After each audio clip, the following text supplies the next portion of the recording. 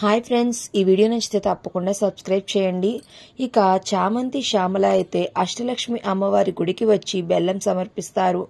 ఇక తరువాత రమాదేవి అయితే చామంతికి కాల్ చేస్తుంది. ఇక అది చూసి అమ్మగారు ఎందుకో కాల్ చేస్తున్నారు అని భయపడుతూ కాల్ లిఫ్ట్ చేస్తుంది. ఎక్కడికి వెళ్ళిపోయారే? ఈరోజు ఇంట్లో వరలక్ష్మీదేవి అమ్మవారి వ్రతం పెట్టుకున్నాం కదా, మీరు ఎక్కడికో వెళ్తే ఇంట్లో పనులన్నీ ఎవరు చేస్తారు? తొందరగా రండి అని అంటుంది.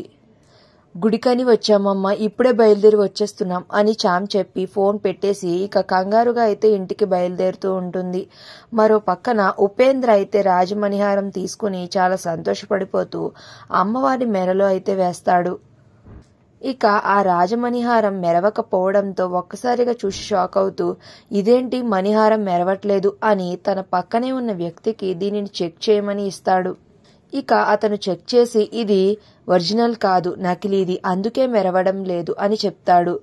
అదేంటి, పోయినసారి చెక్ చేసినప్పుడు ఇది బానే ఉంది కదా, ఇప్పుడు ఎలా మారిపోయింది అని ఆలోచిస్తూ ఉంటాడు. ఇక అప్పుడే ఉపేంద్రకి రమాదేవి కాల్ చేసి అంటూ ఉంటుంది, వరలక్ష్మి రథం కదా, అమ్మవారి మెడలో మణిహారం వేయాలి, దాన్ని తీసుకుని తొందరగా రా అని చెప్పి కాల్ అయితే కట్ చేసేస్తుంది.